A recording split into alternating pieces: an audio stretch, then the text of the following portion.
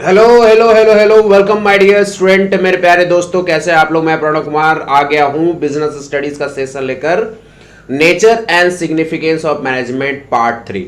तो पार्ट 1 में हमने डिस्कस किया था basic concept of management, effectiveness and efficiency, characteristics of management and objective of management. Part 2 में हमने डिस्कस किया था case study related to concept of management, characteristics and objective of management.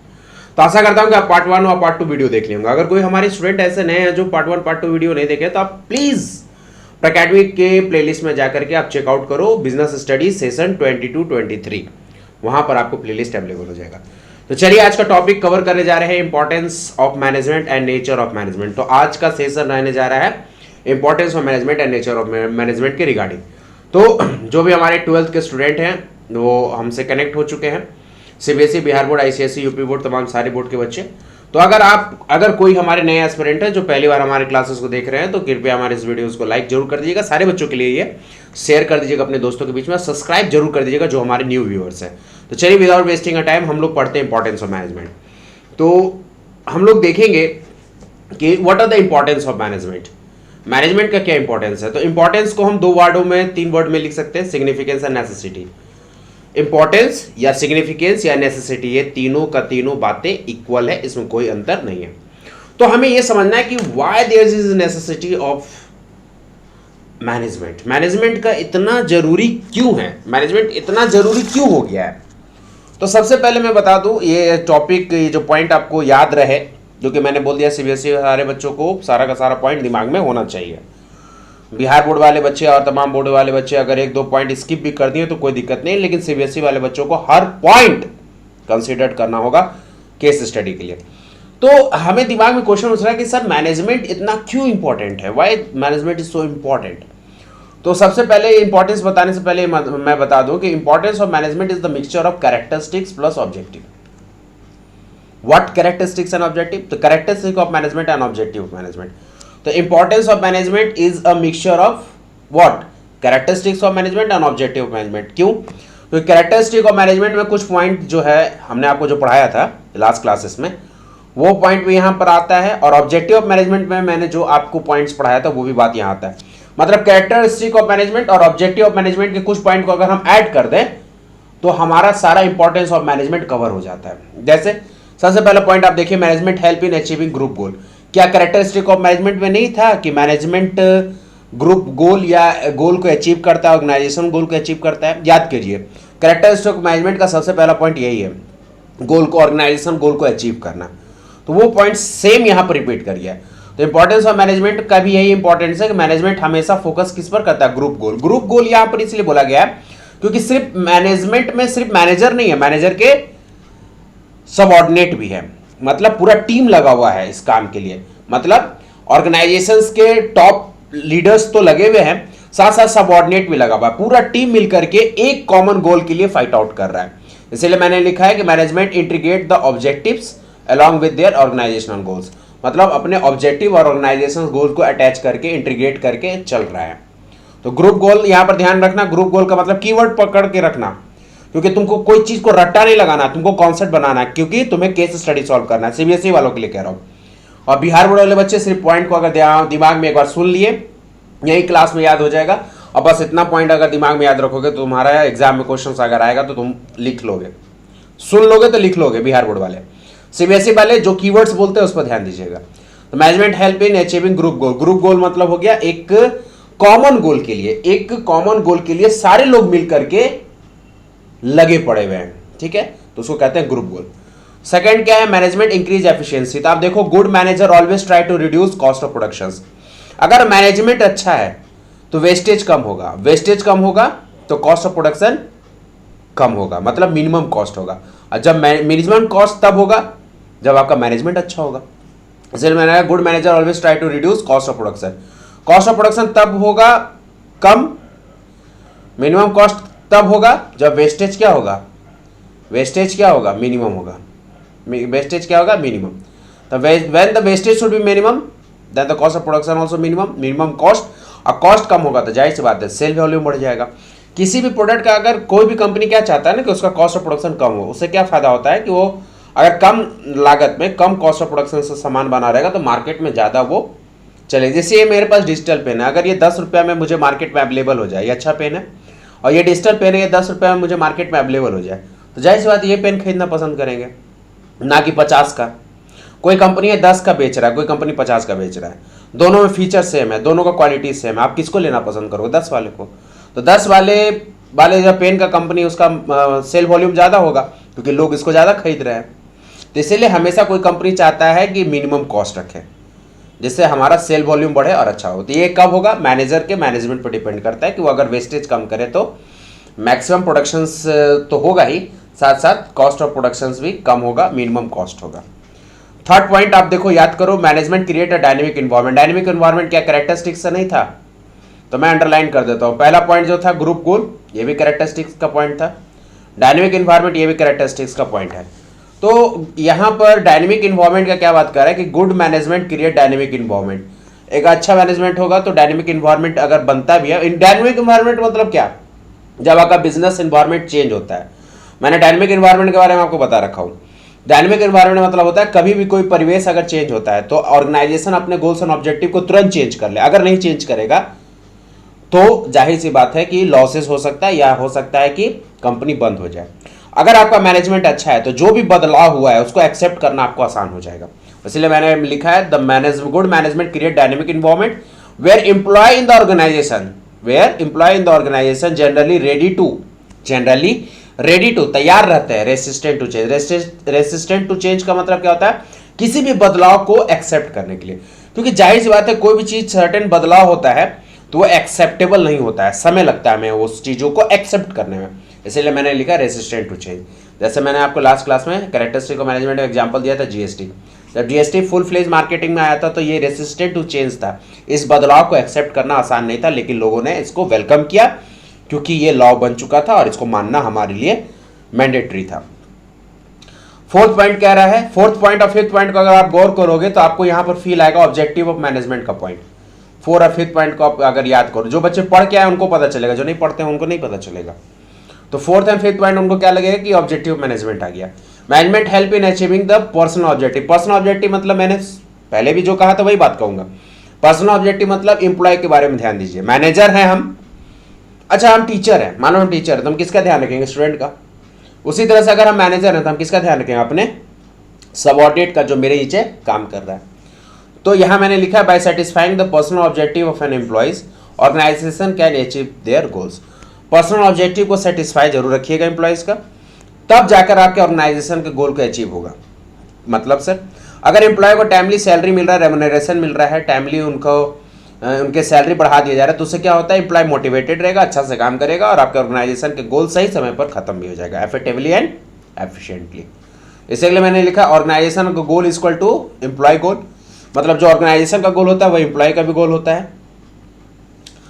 उससे क्या होता है? मैक्सिमम प्रोडक्शंस होता है। वन डायरेक्शन ओनली, मतलब यूनिडायरेक्शनल पर काम होता है। जैसे ऑर्गेनाइजेशन का सोच क्या है कि प्रॉफिट को मैक्सिमाइज करे, तो जाहिर सी बात है एम्प्लॉय अच्छा से काम करेगा तब प्रॉफिट मैक्सिमाइज होगा। अब प्रॉफिट तब मैक्सिमाइज होगा जब मैक्सिमम प्रोडक्शन होगा, और जब मैक्सिमम प्रोडक्शन होगा जब तब मैक्सिमम सेल होगा, मैक्सिमम सेल होगा तो मैक्सिमम प्रॉफिट होगा। तो हर का लिंक हर से जुड़ा हुआ है। जैसे कि ऑर्गेनाइजेशनल गोल तब अचीव होगा जब एम्प्लॉय अच्छे से परफॉर्म करे। एम्प्लॉय जब अच्छे से परफॉर्म तब करेंगे जब मैनेजमेंट एम्प्लॉय का ध्यान रखेगा। The management help in achieving our personal objective. 5th point management help in development of society. तो सोसाइटी मतलब सोसाइटल ऑब्जेक्टिव को आप लेकर के चले। जैसे efficient management always move toward social obligations. Social obligations को लेकर चले तो एक बिजनेस ऑर्गेनाइजेशन में क्या सोशल ऑब्लिगेशंस होता है? मतलब उसके अंदर काम करने वाले एम्प्लॉयज़ का सेफ्टी का ध्यान रखें, उनके बच्चों के एजुकेशंस का ध्यान रखें, हेल्थ केयर फैसिलिटी का ध्यान रखें, और जो और बिजनेस ऑर्गेनाइजेशन में जो कस्टमर जुड़े हुए हैं उनको सेटिस्फैक्शन मिले गुड्स यूज करने से।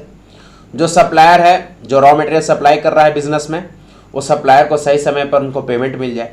तो this are the certain factors and social obligations that should be covered by the good manager and this is called the efficient management. तो efficient management यही है कि एम्प्लॉय को खुश रखो, कस्टमर को खुश रखो, सप्लायर को खुश रखो।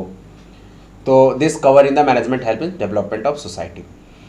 तो पर्सनल ऑब्जेक्टिव एंड सोसाइटी, ये सोसाइटल ऑब्जेक्टिव हो गया, तो ये दोनों ऑब्जेक्टिव ऑफ मैनेजमेंट से कवर हो गया था। फिर ये जो डायनेमिक है ये कैरेक्टरिस्टिक से कवर हो गया था। एफिशिएंसी एक नया थोड़ा सा पॉइंट आ गया, कोई ये बहुत बड़ा चीज़ नहीं, ये भी अगर मानो तो कैरेक्टरिस्टिक्स का ही पार्ट है, क्योंकि इफेक्टिवनेस एंड एफिशिएंसी जब समझाए थे तो ये भी कॉन्सेप्ट ऑफ मैनेजमेंट में आया था, कैरेक्टरिस्टिक्स का पार्ट है।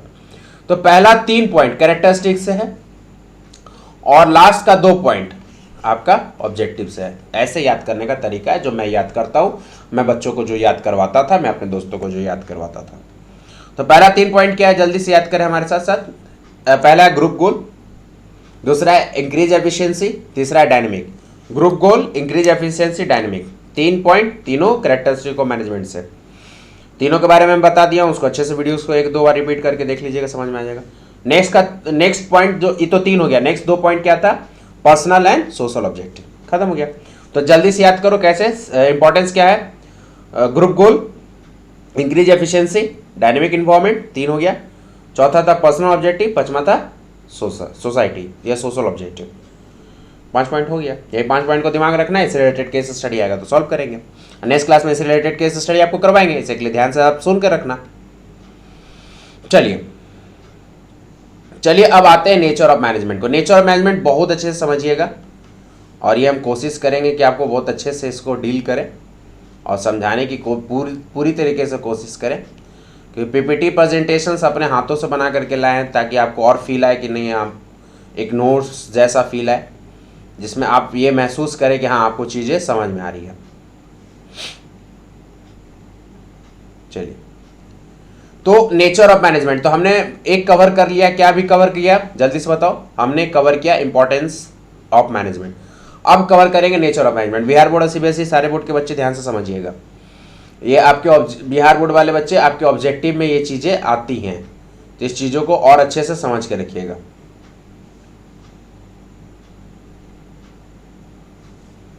ये आपके ऑब्जेक्टिव में आता है बिहार बोर्ड।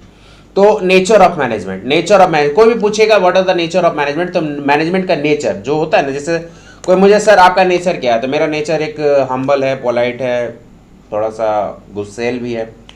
कोई आपसे नेचर पूछेगा तो बताओगे सर मेरा ये स्वभाव है। तो कोई मैनेजमेंट से पूछेगा बेटा तुम अपना नेचर बताओ, तो बोलेगा कि हम साइंस की तरह भी काम करते हैं, मैनेजमेंट बोलेगा हम साइंस की तरह भी काम करते हैं, आर्ट्स की तरह भी काम करते हैं, प्रोफेशन की तरह काम भी करते हैं। मेरा नेचर तीनों तरह का है, साइंस भी है, आर्ट्स भी है, प्रोफेशन है। तो जल्दी बताओ नेचर ऑफ मैनेजमेंट 3 तरह का, कौन कौन, साइंस, जल्दी कमेंट करो नेचर ऑफ मैनेजमेंट, जल्दी कमेंट करो। नेचर ऑफ मैनेजमेंट कितने तरह के, साइंस, आर्ट्स, प्रोफेशन, 3 तरह का। नेचर ऑफ मैनेजमेंट 3 तरह का, साइंस, आर्ट्स, प्रोफेशन, मतलब management behave as a science, management behave as arts, management behave as a profession. अब साइंस को समझेंगे, मैनेजमेंट को कोरिलेट करेंगे, आर्ट्स को समझेंगे, आर्ट्स को मैनेजमेंट के साथ कोरिलेट करेंगे, प्रोफेशन को समझेंगे और प्रोफेशन को मैनेजमेंट के साथ कोरिलेट करेंगे। चलिए, तो management as a science, science में हम क्या चीज पढ़ते हैं, experiment, facts and figure. Science में आपको क्या मिलता है, एक्सपेरिमेंट, आप किसी चीज को एक्सपेरिमेंट करके चीजों को एनालाइज करते हो। साइंस में और कोई आपके पास ऑप्शन नहीं है। You should have an experiment and observation, बिना एक्सपेरिमेंट एंड ऑब्जर्वेशन का साइंस का फैक्ट्स आपको नहीं पता चल पाएगा। ग्रेविटेशनल फोर्स है तो ये क्या हुआ था, एक्सपेरिमेंटेड था, ऑब्जर्व था, तो पता चला। हाइड्रोजन प्लस ऑक्सीजन मिलता है तो वाटर बनता है, ये भी एक्सपेरिमेंट का पार्ट है, उसका रिएक्शन करवाया गया तब जाकर के वाटर का फॉर्म बना। तो science always based on experiments, logics and facts. क्या मैनेजमेंट में ये गुण दिखता है, तो ये चीजों को हम देखेंगे। अगर साइंस का गुण मैनेजमेंट में दिखता है तो मैनेजमेंट एज ए साइंस हो जाएगा। तो मैनेजमेंट एज ए साइंस को कवर करने से पहले हम साइंस को समझेंगे, फिर साइंस को कोरिलेट करेंगे मैनेजमेंट के साथ। अगर कर गया तो मैनेजमेंट एज ए साइंस हो जाएगा। ठीक है, साइंस में मैंने क्या बोला, उसका नेचर क्या होना चाहिए, लॉजिक, एक्सपेरिमेंट एंड फैक्ट्स होना चाहिए। चलिए, तो अब एक काम करते हैं, साइंस का थोड़ा सा फीचर कैरेक्टरिस्टिक्स भी पढ़ ले, जिससे पता चल जाए कि साइंस का क्या क्या गुण और लक्षण है। तो साइंस का सबसे पहला कैरेक्टरिस्टिक है, it is a systematic body of knowledge. एक सिस्टमैटिक बॉडी ऑफ नॉलेज है जहां पर हम एक सिस्टम से काम करते हैं। जैसे मैं एग्जांपल में याद कर लो, आप लोग केमिस्ट्री में रिएक्शन भी किए होंगे, जब आप केमिस्ट्री पढ़े होगे। क्या पढ़ोगे, केमिस्ट्री। तो जब आप केमिस्ट्री पढ़े होगे मेरे प्यारे प्यारे प्यारे दोस्तों, तो आप कोई रिएक्शन किए होगे तो उसका एक स्टेप होता होगा। ठीक है, किसी चीज़ का रिएक्शन करो, जैसे sodium hydroxide reacted with hydrochloric acid. एक एग्जांपल ले रहे हैं, sodium hydroxide reacted with hydrochloric acid. अगर आप लैब में इसको परफॉर्म कर रहे हैं तो आपको स्टेप दिया रहेगा कि first take a beaker, first take a funnel, first take a sodium hydroxide, first then take a hydrochloric acid, ठीक है, या नाइट्रिक एसिड जो भी है, फिर मिक्स एट सर्टेन यूनिट या एक ड्रॉपलेट, टेक अ ड्रॉपलेट। मतलब आपने जब केमिस्ट्री का एक्सपेरिमेंट किया होगा तो आप स्टेप बाय स्टेप चीज़ों को करके देखा होगा, लास्ट में रिजल्ट कंक्लूजन आपको मिलता होगा कि sodium hydroxide and hydrochloric acid का जब परफॉर्मेंस किए तो हमारा हाइड्रोक्लोरिक एसिड का सोडियम बन गया, NaCl तैयार होकर चला गया और हाइड्रोक्साइड बन गया वहाँ पर। खैर जो भी है लास्ट स्टेप जो आया, ठीक है, हम इसके गहराई पर नहीं उतरेंगे, हम चीज़ों को समझेंगे कि ये क्या है कि साइंस एक सिस्टमैटिक पैटर्न को फॉलो करता है, ठीक है। तो क्या मैनेजमेंट भी सिस्टमैटिक चीज़ों को फॉलो करता है? तो obviously management is also A systematic body of knowledge, क्योंकि हम भी उस चीज़ों को किसी भी, जैसे मैनेजमेंट का भी कोई पढ़ाई करता है तो वो सिस्टमैटिकली उस चीज़ों को समझने की कोशिश करता है, सिस्टमैटिकली फॉर्म होता है, ठीक है। तो ये तो पहला पॉइंट हो गया कि साइंस एक सिस्टमैटिक बॉडी ऑफ नॉलेज है, सिस्टमैटिकली हम किसी चीज़ों को परफॉर्म करते हैं। सेकेंड, साइंस का सिद्धांत होता है और वो बेस्ड होता है एक्सपेरिमेंट पे। Principle are based on experiment. कोई भी सिद्धांत ऐसा नहीं हुआ है कि कोई भी सिद्धांत रातों रात क्रिएट हुआ है, एक्सपेरिमेंट हुआ है तब जाकर के सिद्धांत बना है। तो science principle are tested through experiment and observation. Science का ऐसा कोई प्रिंसिपल नहीं है जो बिना एक्सपेरिमेंट एंड ऑब्जर्वेशन का ट्रीटेड नहीं है। All principle are tested through experiment and observations.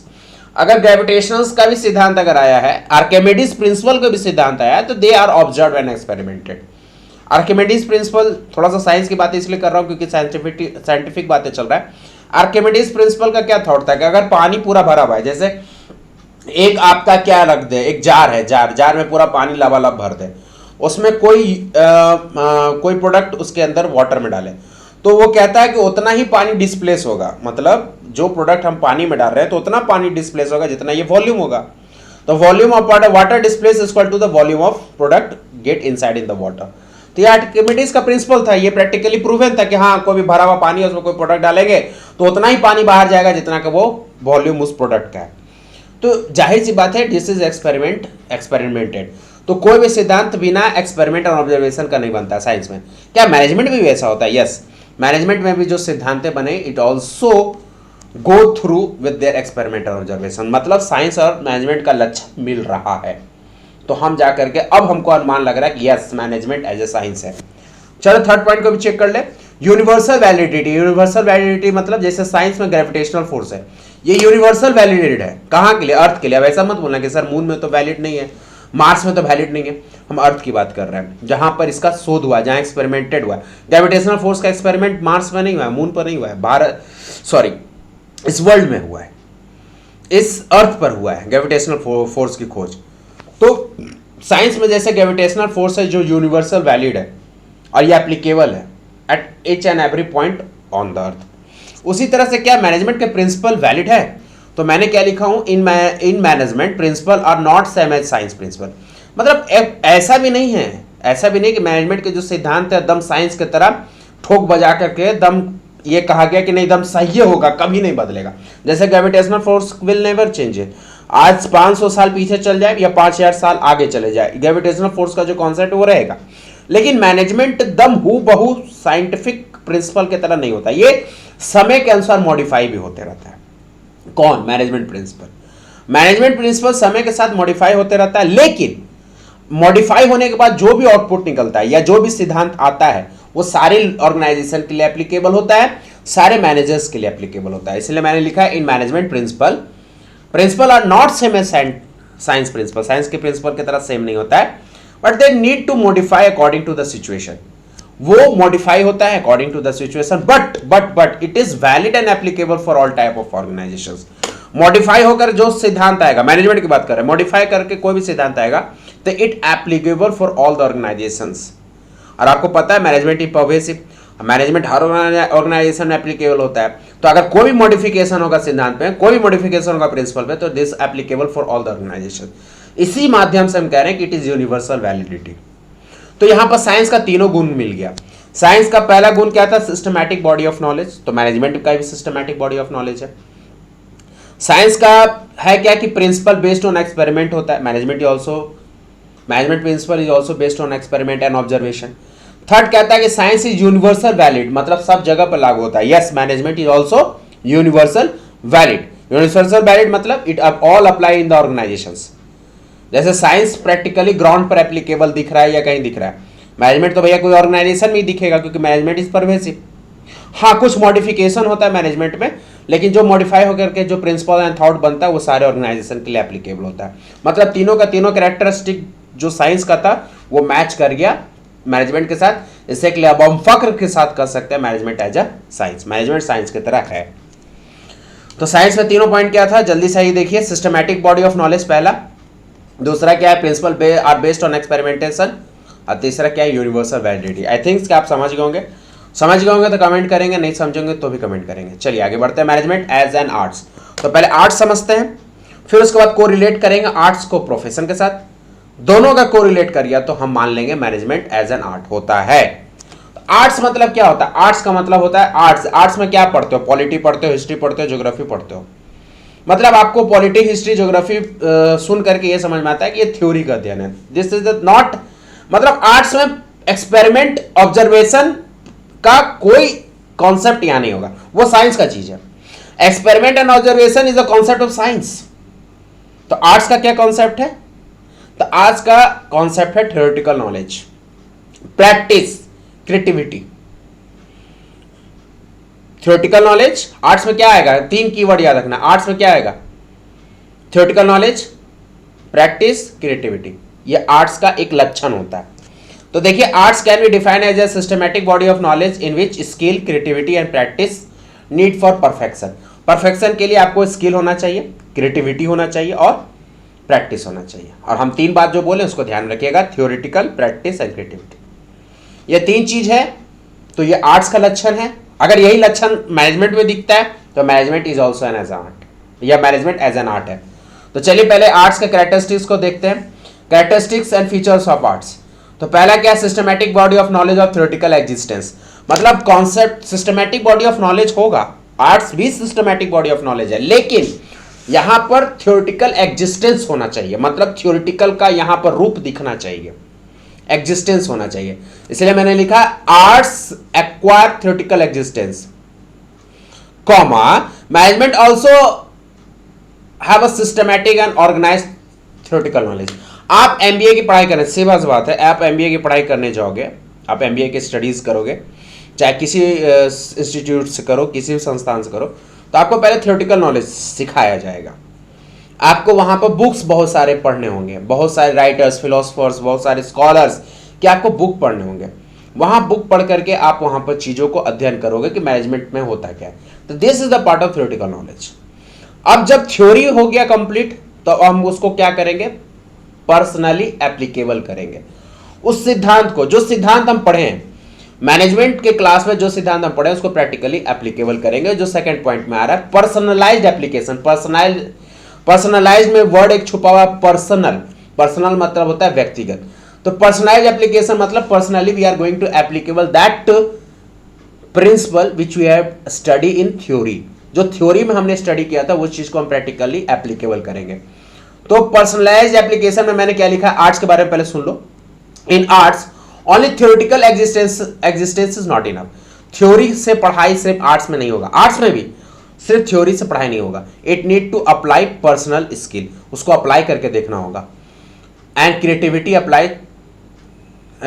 To apply that knowledge. और आपके अंदर क्रिएटिविटी होना चाहिए कि आप उस नॉलेज को, उस थ्योरेटिकल नॉलेज को जो आप पढ़े हो उसको अप्लाई कर पाओ। ये आर्ट्स का भी गुण है।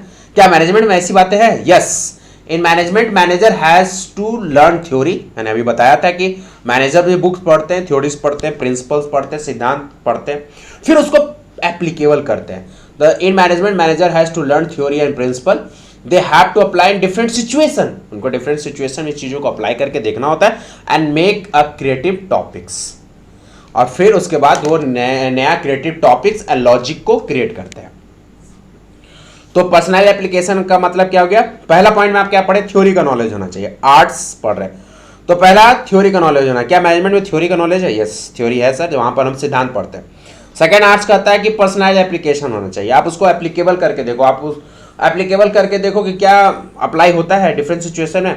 तो यस, आर्ट्स में जैसे अप्लाई करते हैं वैसे मैनेजमेंट में भी हमने चीज़ों को अप्लाई करते हैं। जो प्रिंसिपल, जो सिद्धांत पढ़े हम उसको अप्लाई करते हैं। आगे नेक्स्ट चैप्टर में आपको नेक्स्ट चैप्टर में पढ़ना है प्रिंसिपल ऑफ मैनेजमेंट। वहाँ पर फ्यूल्स एंड टेलर्स बहुत बड़े स्कॉलर आएंगे, वो उन्होंने भी सिद्धांत दिया था। उस चीज़ को हम लोग पढ़ेंगे और एप्लीकेबल करके भी देखेंगे क्या टेलर साहब ने जो सिद्धांत दिया वो एप्लीकेबल हुआ कि नहीं, क्या फ्यूल साहब ने कोई सिद्धांत दिया वो एप्लीकेबल हुआ कि नहीं हुआ। इसी चीज़ों को मैं बात कर रहा हूँ कि थ्योरी में हमने पढ़ लिया कि प्रिंसिपल क्या है, सिर्फ पढ़ने से नहीं होगा, उसको अप्लाई करना होगा। तो पहला पॉइंट है थ्योरेटिकल एग्जिस्टेंस, थ्योरेटिकल पढ़ाई आर्ट्स में।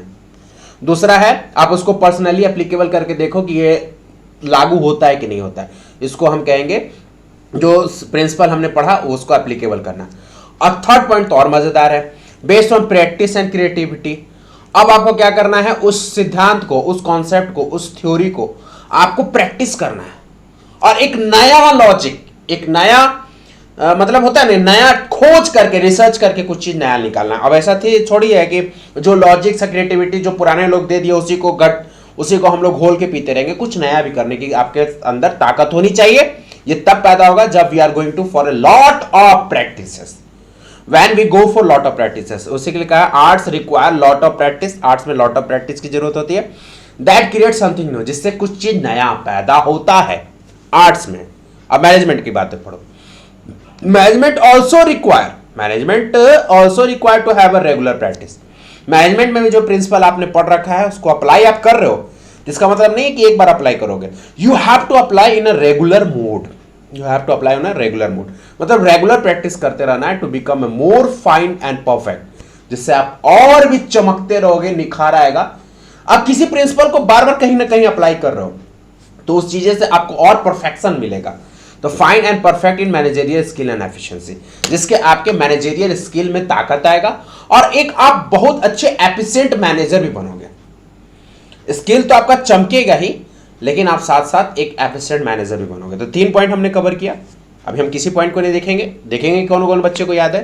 जो बच्चों को याद है फटाफट कमेंट करेंगे, हम उनको रिवाइज करवाने की कोशिश करते हैं। आर्ट्स का सबसे पहला कॉन्सेप्ट क्या है, जल्दी बताओ? Theoretical knowledge. दूसरा क्या है? पर्सनलाइज्ड एप्लीकेशन, पर्सनली इसको अप्लाई करके देखो। थर्ड क्या है? Lot of practice and creativity. पहला थ्योरी, दूसरा पर्सनल एप्लीकेशन, तीसरा lot of practice and creativity. क्या मैनेजमेंट में ये तीनों गुण है? Yes, management is also A theoretical knowledge. Management के प्रिंसिपल को हम लोग पर्सनली एप्लीकेबल भी करते हैं, अप्लाई करते हैं। थर्ड, प्रिंसिपल को जो हमने पढ़ा है मैनेजमेंट में उसको लॉट ऑफ प्रैक्टिस करते हैं और उसको अप्लाई जगह जगह पर करते हैं, डिफरेंट सिचुएशन से करते हैं, जिससे जाकर के परफेक्शन गेन होता है, जिससे क्रिएटिविटी गेन होता है, जिससे मैनेजरियल स्किल एंड एफिशिएंसी में इंप्रूवमेंट आता है।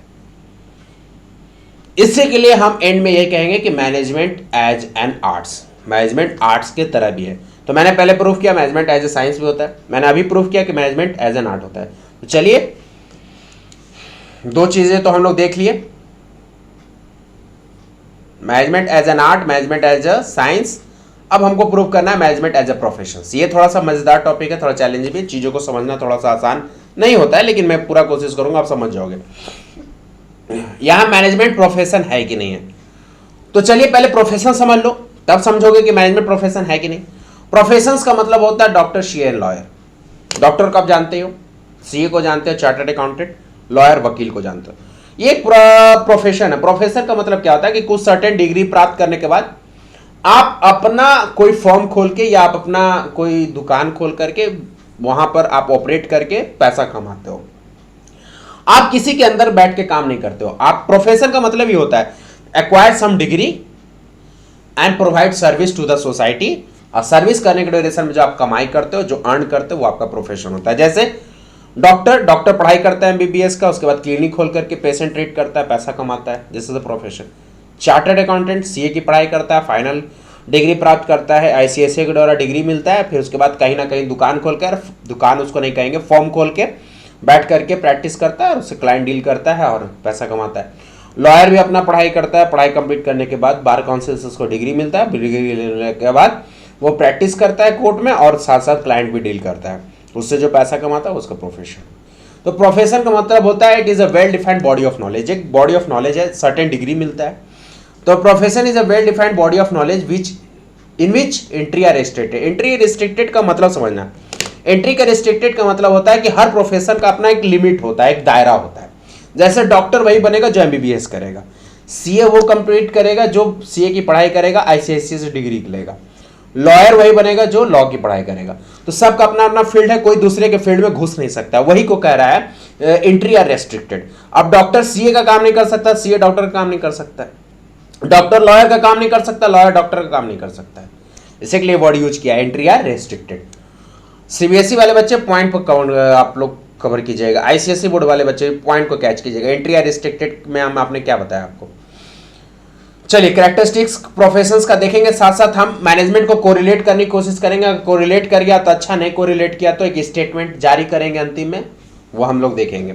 सबसे पहले well defined body of knowledge, अभी हमने कहा कि डिग्री होता है, एक सर्टेन पढ़ाई करना होता है। जैसे हमें डॉक्टर बनना है तो एक सर्टेन हमें पढ़ाई करना है, वो पूरा पढ़ाई कंप्लीट करेंगे तो मैं डॉक्टर बन जाऊंगा।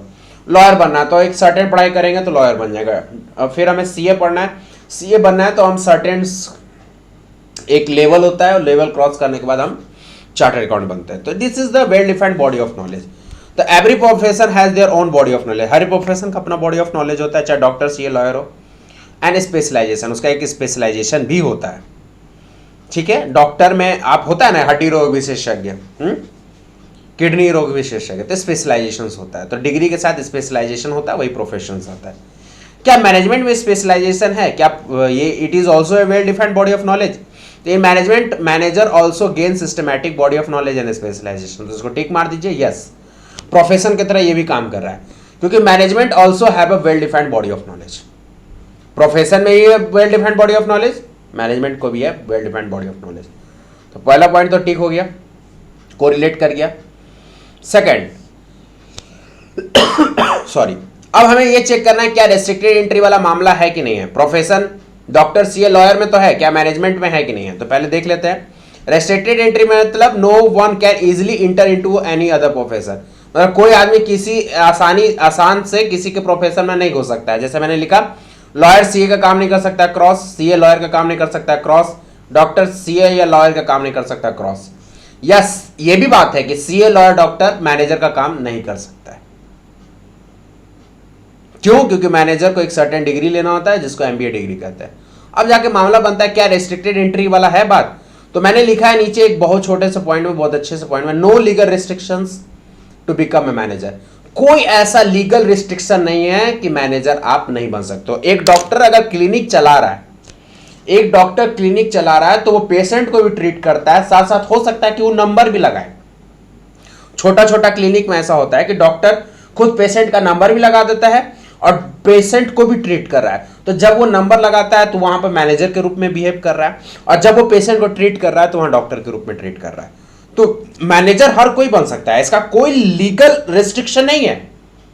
मैनेजर बनने के लिए कोई ऐसा लीगल रिस्ट्रिक्शन नहीं है, लेकिन डॉक्टर सीए लॉयर बनने के लिए एक लीगल रिस्ट्रिक्शन है। मतलब तो इसका मतलब ये हुआ सर कि रेस्ट्रिक्टेड एंट्री वाला कोई बात ऐसा कुछ नहीं है मैनेजमेंट में। इसके लिए इस पॉइंट को क्रॉस करो। इस पॉइंट क्रॉस करने से ये हमें फील हो रहा है कि प्रोफेशन में रेस्ट्रिक्टेड एंट्री होता है, किसी प्रोफेशन रेस्ट्रिक्टेड एंट्री होता है, लेकिन मैनेजमेंट रेस्ट्रिक्टेड एंट्री वाले कॉन्सेप्ट को फॉलो नहीं कर रहा है। मतलब मैनेजमेंट यहाँ प्रोफेशन के रूप में नहीं दिख रहा है। पहला पॉइंट में ठीक हुआ, मतलब management is a profession. Second point restricted entry में क्रॉस हो गया, मतलब management is not a profession. ठीक है। प्रोफेशनल एसोसिएशन समझते हैं। प्रोफेशनल एसोसिएशन मतलब सबका एक बॉडी होता है। जैसे डॉक्टर अगर पास करते हैं तो उनका एक बॉडी होता है Medical Council of India, lawyer का Bar Council of India, CA का आईसीएए होता है, Indian chartered accountant of India, Institute of Chartered accountant of India. तो ये इनका बॉडी है, प्रोफेशनल एसोसिएशन। प्रोफेशनल एसोसिएशन मतलब ऐसा संस्थान जो डिग्री प्रोवाइड करता है। क्या मैनेजमेंट के ऐसे कोई एसोसिएशन है? तो मैनेजमेंट में मैंने लिखा है do not have registered association. कोई रजिस्टर्ड एसोसिएशन ऐसा कोई नहीं है। अनरजिस्टर्ड एसोसिएशन के नाम पर एक चीज है AIMA, all India management association, लेकिन ये कोई रजिस्टर्ड एसोसिएशन नहीं है। ऐसे के लिए इस चीजों को भी हम काटेंगे कि प्रोफेशन का अपना एक प्रोफेशनल एसोसिएशन होता है, बॉडी होता है। हर प्रोफेशन का अपना एक बॉडी होता है, लेकिन मैनेजमेंट में कोई बॉडी नहीं है। कोई रजिस्टर्ड और एसोसिएशन नहीं है। हाँ, अनरजिस्टर्ड एसोसिएशन है जिसको हम कहते हैं AIMA, all India management association, लेकिन ये रजिस्टर्ड नहीं है, इसीलिए हम इसको मानेंगे नहीं। तो तीसरा पॉइंट भी कट गया। मतलब यहां पर भी हमें यह पता चला कि मैनेजमेंट प्रोफेशन के रूप में कोरिलेट नहीं कर रहा है। फोर्थ पॉइंट क्या है? Existence of ethical code of conduct. इसको अच्छे से समझा देता हूं। एथिकल कोड ऑफ कंडक्ट मतलब जब आप डिग्री प्राप्त कर लेते हो ना, तो आपको पावर मिल जाता है काम करो। जैसे मैं डॉक्टर बन गया, MBBS कर लिया, तो मुझे अब लाइसेंस मिलेगा यहां से, मेडिकल काउंसिल ऑफ इंडिया से, जाइए सर अब आप पेशेंट को ट्रीट कर सकते हैं। जैसे मैं CA बन गया, तो ICI जो संस्थान है हमारी, प्रोफेशनल बॉडी जो है, प्रोफेशनल एसोसिएशन है, वो हमको मेंबरशिप देगी कि जाइए सर आप मार्केट में आप क्लाइंट डील करिए। उसी तरह से लॉयर को भी ये मिलता है। मतलब every profession has their ethical code of conduct. Means मतलब ब्रैकेट में क्या लिखा है? Means a licence to perform profession. मतलब आपको लाइसेंस मिल गया कि आप जो प्रोफेशन से बिलोंग करते हैं आप वो काम कर सकते हैं। जैसे CA को कौन देगा? Membership from ICICI। लॉयर को कौन देगा? Membership from bar Council of India. Doctor को कौन देगा? मेंबरशिप या लाइसेंस फॉर प्रैक्टिस करने के लिए मिलता है from medical Council of India. तो क्या फिर वही सवाल होता है, क्या मैनेजमेंट को भी कोई ऐसा मेंबरशिप मिलता है, कोई लाइसेंस मिलता है? तो ऐसा माना गया है कि AIMA जो संस्थान का मैंने अभी नाम लिया था, अनरजिस्टर्ड एसोसिएशन के रूप में जो मैंने नाम लिया था, ऑल इंडिया मैनेजमेंट एसोसिएशन, तो ये कोड प्रोवाइड जरूर करता है। Provide a code of conduct to the manager. Manager को कोड प्रोवाइड करता है, मेंबरशिप प्रोवाइड करता है, लाइसेंस प्रोवाइड करता है कि हाँ आप मैनेजर बन चुके, आप कहीं पर जाके काम कर सकते हो। But it is not legally compulsory. पर ऐसा कोई कंपलसरी नहीं है कि उस AIMA से उसको मिलेगा तभी वो मैनेजर के रूप में काम करेगा, नहीं तो नहीं कर सकता है। अब यहां पर क्या हो गया? फिर एक ब्रीच हो गया, फिर से एक कोरिलेशन टूट गया। क्योंकि अगर आप CA हो तो आपको जरूर मेंबरशिप मिलना चाहिए, नहीं तो आप CA के रूप में काम नहीं कर सकते हो। आप लॉयर हो तो बार काउंसिल से आपको मेंबरशिप मिलेगा, नहीं तो आप लॉयर के रूप में काम नहीं कर सकते हो। डॉक्टर है तो आपको लाइसेंस मिलेगा, नहीं तो आप काम नहीं कर सकते। यहां रिस्ट्रिक्शंस है, लेकिन मैनेजमेंट में ऐसा कोई रिस्ट्रिक्शन नहीं है। मैनेजर को अगर AIMA से लाइसेंस मिल गया या मेंबरशिप मिल गया तो ठीक है, नहीं मिला तो भी ठीक है, काम करेगा वो। मतलब चौथा पॉइंट यहां पर क्रॉस हुआ। मतलब यहां पर मैनेजमेंट प्रोफेशन के रूप में कोरिलेट नहीं किया। सिर्फ पहला पॉइंट में कोरिलेट किया, बाकी दूसरा, तीसरा, चौथा सब पॉइंट में कोरिलेट नहीं किया। चलिए लास्ट पॉइंट है, फिफ्थ पॉइंट है, इसको देखते हैं। Service motive. सर्विस मोटिव मतलब होता है सेवा देना। जैसे डॉक्टर पेशेंट को सर्विस देता है, लॉयर क्लाइंट को सर्विस देता है, CA क्लाइंट को सर्विस देता है। क्या मैनेजमेंट सर्विस प्रोवाइड करता है? यस, मैनेजमेंट में मैनेजर सर्विस प्रोवाइड करता है। किसको? ऑर्गेनाइजेशन को। क्या करने के लिए? प्रॉफिट मैक्सिमाइजेशन करने के लिए। करता है कि नहीं करता है? कोई मैनेजर का क्या ऑर्गेनाइजेशन गोल है? आपको पढ़ाया था ऑब्जेक्टिव ऑफ मैनेजमेंट में, किसी मैनेजर का ऑर्गेनाइजेशन गोल यही है कि प्रॉफिट को मैक्सिमाइज करना। तो हाँ सर, यहां पर मैनेजमेंट में काम करने वाला जो मैनेजर है वो सर्विस प्रोवाइड करता है ऑर्गेनाइजेशन को और प्रॉफिट मैक्सिमाइजेशन को बूस्ट करने में हेल्प करता है। तो ये पॉइंट कोरिलेट किया। तो फिर से सारे पॉइंट को हम लोग देखते हैं, देखने की कोशिश करते हैं और फिर कोरिलेशंस को समझेंगे कि कौन कोरिलेट किया, कौन नहीं कोरिलेट किया। अंतिम स्टेटमेंट एक फ्रेम करेंगे, उस स्टेटमेंट को याद कर लीजिएगा। हमारा सवाल ये कि क्या मैनेजमेंट प्रोफेशन है? इसको प्रूफ करने के लिए पहले हमें प्रोफेशन को समझना पड़ा। प्रोफेशन में 5 पॉइंट है। प्रोफेशन का सबसे पहला पॉइंट है well defined body of knowledge. Profession का एक बॉडी ऑफ नॉलेज होता है। सेकंड, प्रोफेशन रिस्ट्रिक्ट एंट्री करता है, मतलब एक दूसरे को रिस्ट्रिक्ट करता है कि तुम मेरा काम नहीं कर सकते, हम तुम्हारा काम नहीं कर सकते। तीसरा पॉइंट, प्रोफेशन का अपना एक बॉडी होता है। फोर्थ पॉइंट, प्रोफेशन का अपना एक कोड ऑफ कंडक्ट होता है।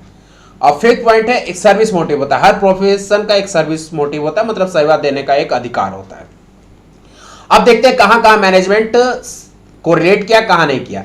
तो well defined body of knowledge profession होता है, लेकिन यहां पर मैनेजमेंट भी well defined body of knowledge है, यहां पर कोरिलेट कर लिया, मतलब पहला पॉइंट टिक। दूसरा पॉइंट है रिस्ट्रिक्टेड एंट्री। प्रोफेशन किसी एक दूसरे को रिस्ट्रिक्ट करता है घुसने के लिए। CA लॉयर का काम नहीं कर सकता, लॉयर CA का काम नहीं कर सकता है। लेकिन मैनेजमेंट में ऐसा कोई रिस्ट्रिक्शन ऑफ एंट्री नहीं है, इसीलिए यहां पर क्रॉस, क्योंकि सेकंड पॉइंट को ये कोरिलेट नहीं किया। थर्ड पॉइंट में मैंने लिखा प्रोफेशनल एसोसिएशन होता है, मतलब हर प्रोफेशन का अपना बॉडी होता है, जैसे CA का, ICI, लॉयर का, बार काउंसिल ऑफ इंडिया। लेकिन मैनेजमेंट का ऐसा कोई रजिस्टर्ड एसोसिएशन नहीं है। नाम मात्र का एक एसोसिएशन अभी बना हुआ है, ऑल इंडिया मैनेजमेंट एसोसिएशन, लेकिन ये रजिस्टर्ड नहीं है, इसलिए थर्ड पॉइंट भी क्रॉस। फोर्थ पॉइंट क्या है? Existence of ethical code of conduct. Her profession अपना कोड ऑफ कंडक्ट देता है, लाइसेंस देता है, मेंबरशिप देता है, लेकिन मैनेजमेंट में ऐसा कोई लाइसेंस और मेंबरशिप कंपलसरी नहीं है।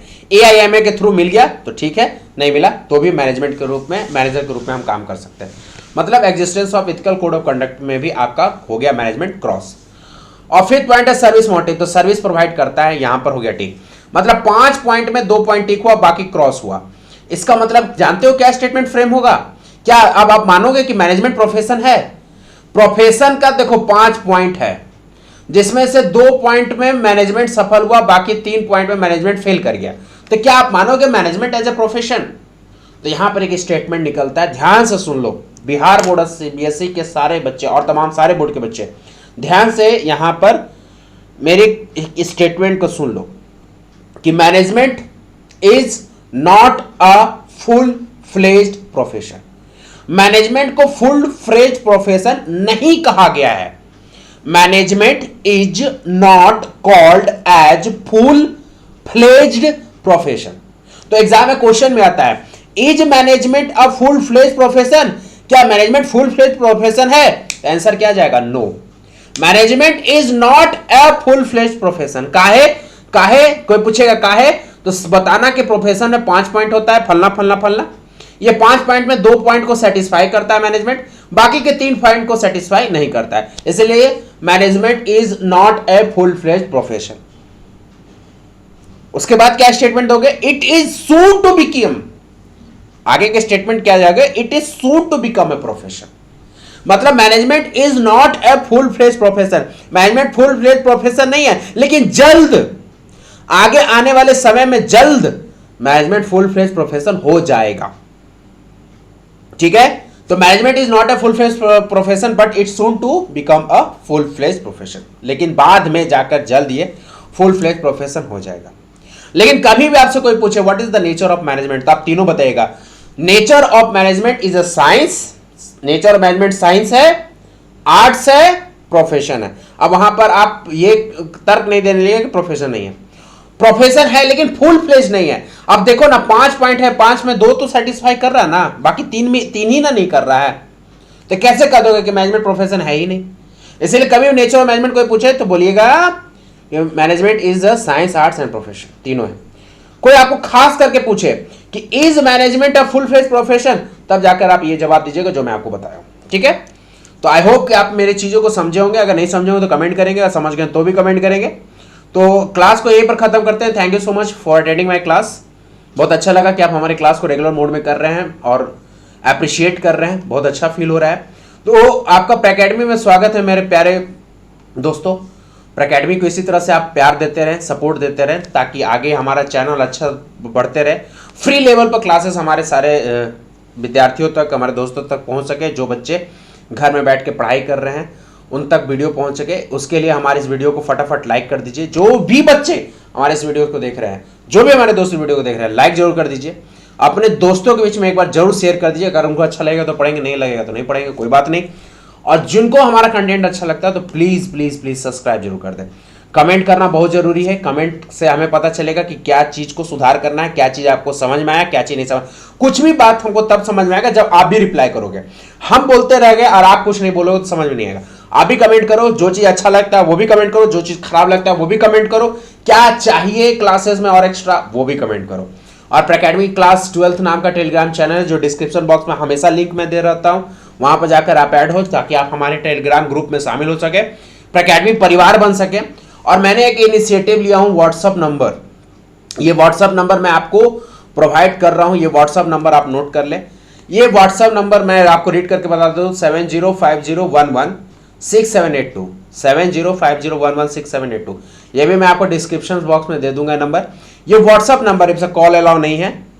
आगे जाकर के मैं देखूंगा इसको क्या अच्छा कर सकूं, तो कॉल अलाउ नहीं है। व्हाट्सअप नंबर मैं इसलिए दिया हूं, या इसलिए दिया हूं कि कोई बच्चे अगर कमेंट्स नहीं करना पसंद करते हैं तो वो हमसे डायरेक्ट व्हाट्सएप के माध्यम से हमसे जुड़ सकते हैं। कोई भी दिक्कत है, चाहे वो अकाउंट से रिलेटेड हो, इकोनॉमिक्स से रिलेटेड हो, ऐसे इकोनॉमिक्स के तो अभी क्लासेस नहीं आए, जल्द आने वाले हैं। इकोनॉमिक्स से रिलेटेड हो, बिजनेस स्टडीज से रिलेटेड हो, कोई भी सब्जेक्ट से रिलेटेड दिक्कत है इन तीनों में, तो वो हमसे डायरेक्ट कॉन्टैक्ट करके व्हाट्सएप के माध्यम से कंफ्यूजन दूर कर सकते हैं। तो चलिए मिलते हैं नेक्स्ट वीडियो में। Till then thank you so much for watching my video. This is Pranav signing off. हंसते रहे, मुस्कुराते रहे, देखते रहिए प्रैकेडमी। सब्सक्राइब करना ना भूलें। Bye bye, tata, love you, take care.